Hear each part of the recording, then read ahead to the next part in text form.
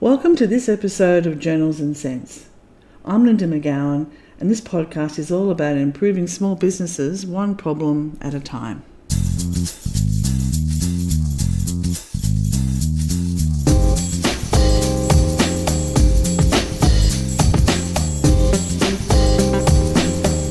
In this episode, I'll be talking to Dean Woods.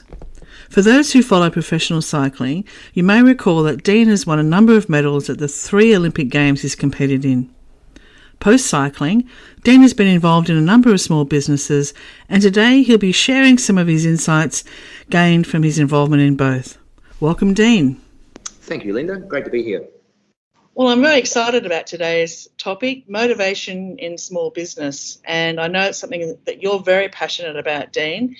And I know that from a lot of small business owners, sometimes trying to keep positive and keep motivated when everything you seem to be doing is just going wrong and not working, and that could be across a whole range of different problems that you could be facing. It's really hard for small business and for small business owners. And where do you go? What do you do?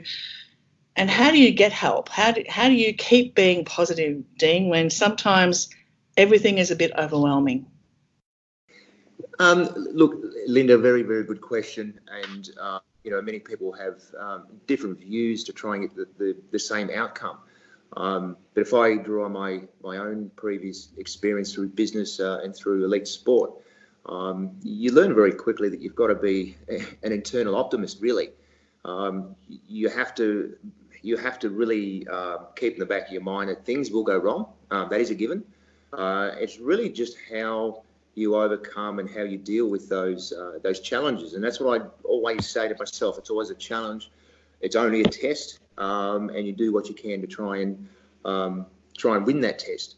You won't win every time, and like you do in sport, doesn't matter how good your team is and how good your preparation is. There are factors outside your control that will influence the outcome. But drawing on my past sporting experience with business, it's really just trying to always remember, why am I in this? Why am I in my own business? And I've spoken to hundreds of small businesses over the last 10 years, and a lot of small businesses do miss that mark. They really go into a business venture of, I want to be my own boss. I want to have the flexibility. Look, to me, that's a side effect of, the side effect of doing something right. Running a business nowadays is not easy, and if anyone who's listening to this is considering going into business, which is a fantastic a proposition for people to want to change, but it's not easy in small business nowadays. I'm not saying it ever was easy, but understanding that the challenges and how would I overcome those challenges. A lot of people out there just sort of go into their shell, really. Things do get tough, and things, there's always going to be times in the economy or whatever it might be where things seem to happen a lot easier. You've always got customers floating through the door.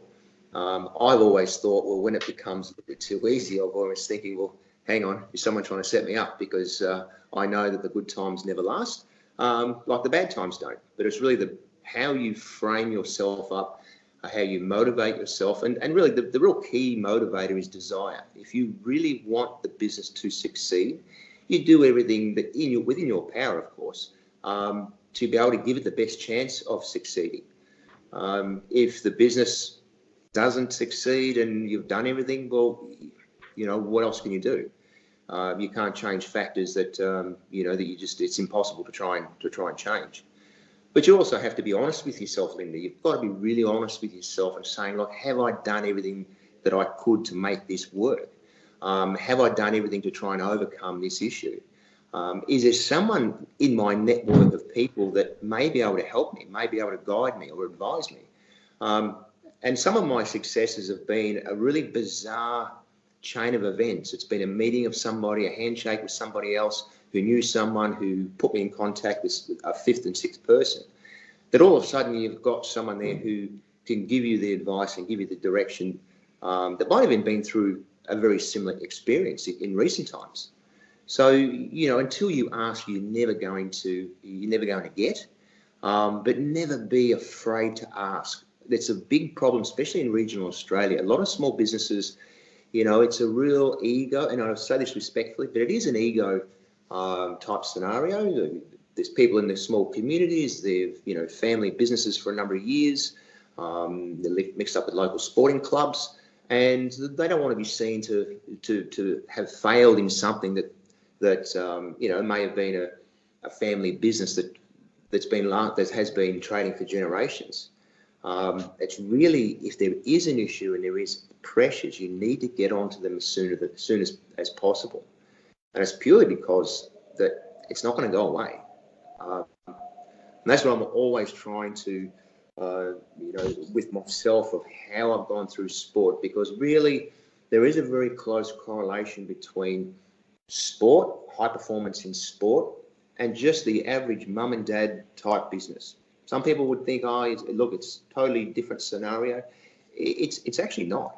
There is a lot of similarities, and the similarities is when you are your own boss or you're part of a sporting team as an individual or even as a team, you still have actions that you have to fulfill, and there's still actions that you have to tick off. Otherwise, you're not going to get that problem solved, or you're not going to get the revenue that the business needs.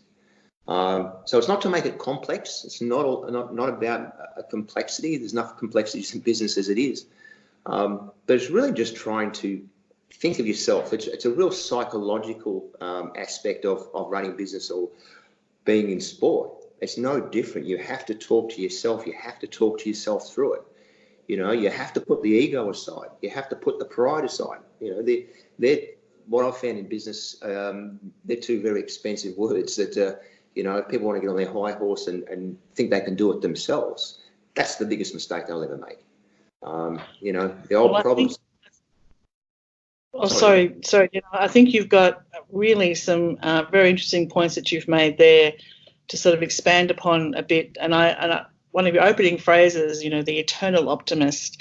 I absolutely believe that every small business owner is really at their heart an optimist, because you really do have to believe that tomorrow will be different and your business is going to succeed.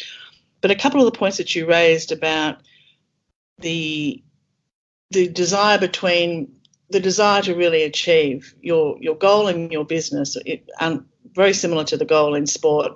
But the goal in your business, there are times when I think a lot of pressures from outside small business owners are that, you're the business owner when times are tough, can't you delegate? Why are you working so many hours? But sometimes it's just the way it is. You have to, as you said, knuckle down, do the hard yards with the aim of getting out of the situation you may be in and fixing it as soon as possible so that it doesn't become an even bigger problem.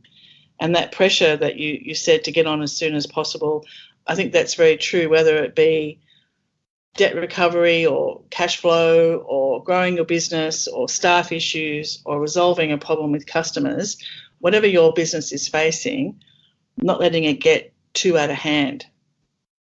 That's 100%. Asking for help. 100% correct, because it's the realisation that if things aren't right, and I really do trust my own gut feeling. If you sense, when things aren't right. And the sooner you can start talking and working through that, and that, we're not talking about complex issues here, but it's a lot of small issues that link together that can make a massive difference. And when you ignore the small things, they compound, and then, all of a sudden you've got a monster on your hands. But you're right, Linda, there's a lot of resources around, whether it's business coaching, accounting, payroll, employment relations. These are all the complexities of a business, and they are real. They are there. That's what I always try and encourage people. You have to talk about these things. In my role as a HR consultant, dealing with employee relations, if it's not broken, why would I fix it? That tends to be the premise of most small businesses. So if they're thinking that with their employees, which really employees are the biggest risk and their biggest cost, but also their biggest asset. But when it's just done on a handshake and it's done, this is the way we've always done it, And you would see that in accounting practices as well. They go, well, why would I, need to put a budget down because I've never needed one before and we've made plenty of money. It's trying to get them to put systems in place. And these small systems that are put in place make it so much easier for the business owners. It makes it so much easier for the staff. And once you've got those systems in place, it takes away a lot of those inconsistencies and puts clarity right through the business. All of a sudden, you're not worrying about those small things that you were thinking about purely because they're already resolved. The systems are taking care of those small things. Then you start focusing on the bigger issues that do affect the business. I've always found it's always the smallest things that take up your most time, and it's no more true in small business. A lot of business owners out there, including myself, I've been through this myself. You always think, well, if I do more work and I can save putting on a staff member, then that's going to save X amount of dollars back into the business. Well, actually, it doesn't. I found myself, the more I tried to do, the further from the mark I was actually drifting from where I wanted to achieve or resolve something. And then you learn very quickly that, well, hang on, I don't have the expertise, I don't have the time, which you tell me what business owner has plenty of time. And once again, they don't put a dollar value on their own time. That's the biggest mistake that business owners make, is that they just don't put a dollar value on, if I do it, it's going to cost me X amount. If I get someone else to come in and do it, outsource it, in most cases, it's actually cost less purely because it's done in a much shorter time frame. That's exactly right, Dan. Yeah. Yeah, it really is. Business owners don't put a dollar value on their time. That is the biggest problem. They're trying to sell their business down the track. It's an area that is sadly lacking when they're now trying to gear their business up. Yeah. Because they're facing retirement. But one thing you said earlier as well that I was very taken with was it's very true that a lot of small business owners go into business thinking that because they do something really, really well, and accountants are the same as this, they think they've done something really, really well in their day job, that they can then go into business and make money. And your comment that going to business sometimes is a side effect of doing something right. But if they haven't done that planning, if they haven't spent time really analysing the other areas of their business, and you've mentioned HR, that's a huge, I think, a bubble, waiting to happen for a lot of small business owners who do just put on a handshake and don't do their paperwork properly. And I think increasingly we're finding, staff are going back years and putting in complaints and then still being nailed by Fair Work or the ATO. And so I think you're right about, getting everything bedded down and getting some issues sorted out that before are little. When they're little, they're still a problem, but they're little. Yes. And don't let them get to those big ones that become absolutely overwhelming. And you've mentioned 2, maybe 3 in that, last comment that you made about the types of issues that you yourself have faced, and every other small business owner has been through them. Working out when to put on staff, when not to, how to get rid of staff if maybe they're not working. That's a constant battle that a lot of small business owners have, and managing their cash. How do you, when do you start getting cranky with your clients who don't pay? You don't want to ruin the relationship, but man, sometimes that lack of cash flow just is sucking the life out of your business. And as you said, small problems are easier to deal with than big problems.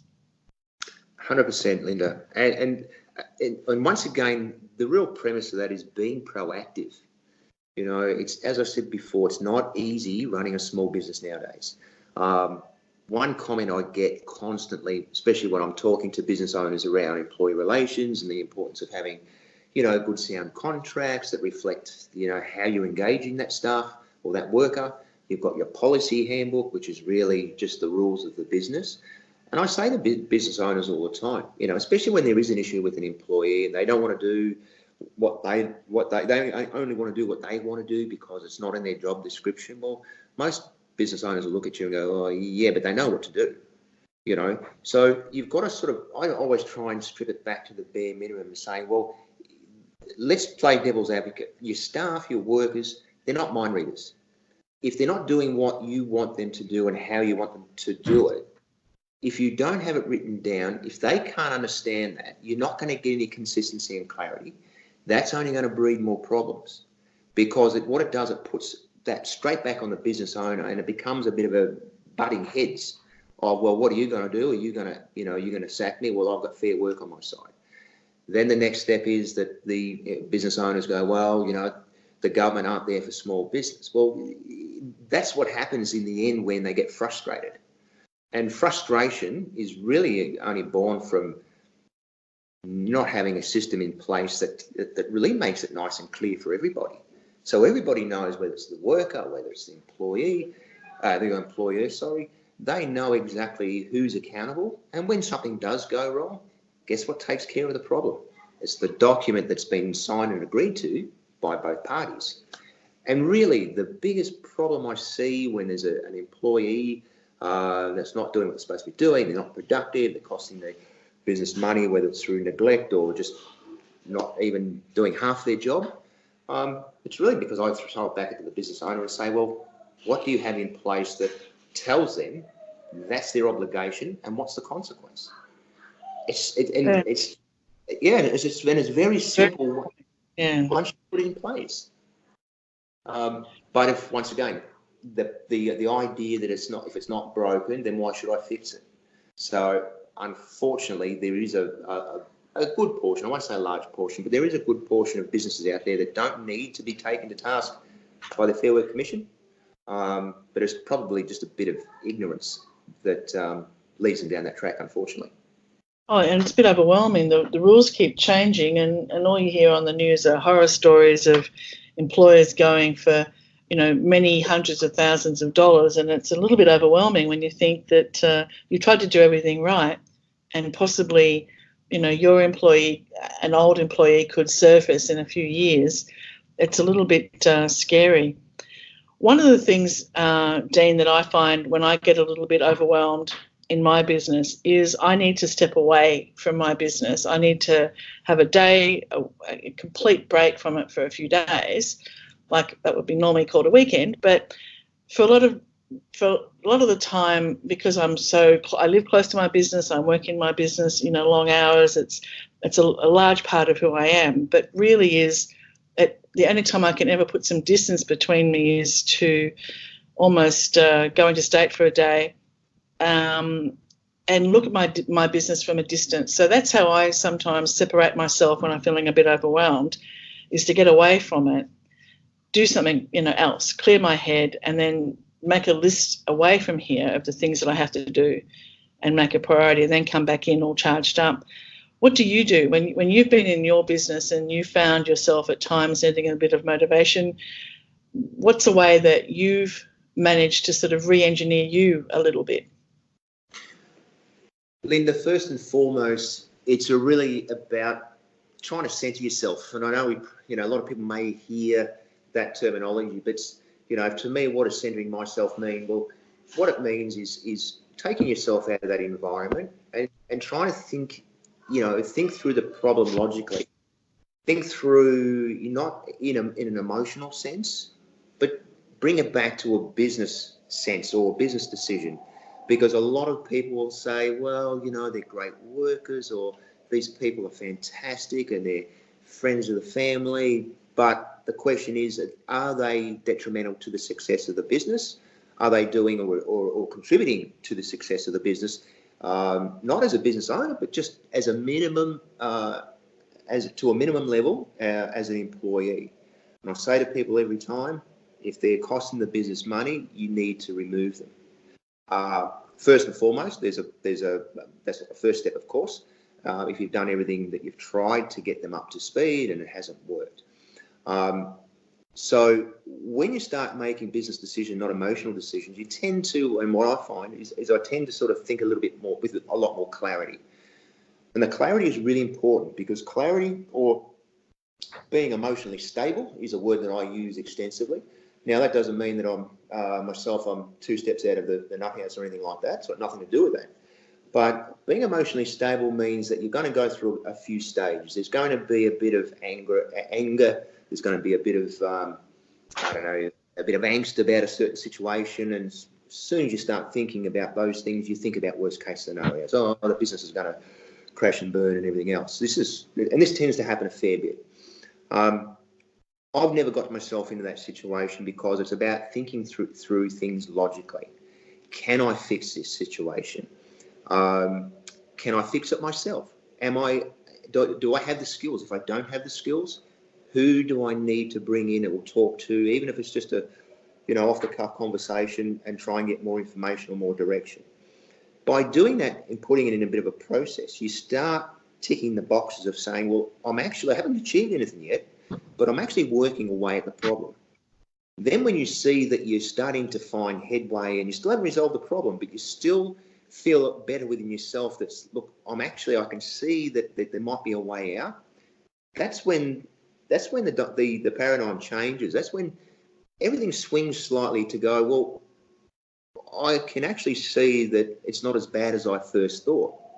So straight away you start to stabilise your emotions, and that is the biggest problem. If you're making your decisions on purely through emotion, more than likely you'll make the wrong decision. So I know this all comes back to sport, being in a high pressure situation. When you're in a high pressure situation, Linda, that's when you need to think logically and with clarity.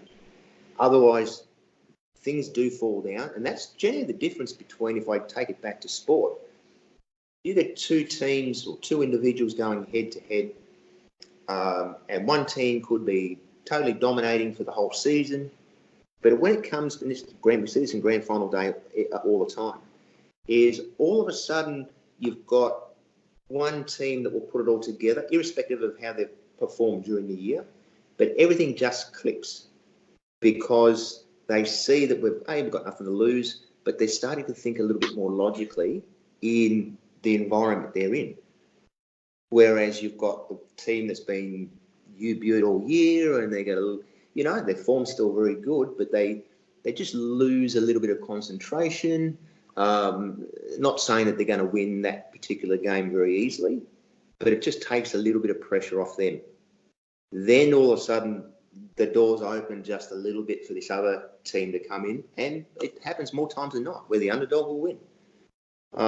You've just described every grand final that St Kilda has played in AFL for the last 4 times that I can recall them playing in a grand final. That's exactly what's happened. Yeah. So maybe you should go around and do some motivation speaking to them next time they get close to a grand final, because it's heartbreaking as a St Kilda Football Club supporter, Dean, let me tell you. But I think you've nailed it. I think what you've just said then is really the crux of it.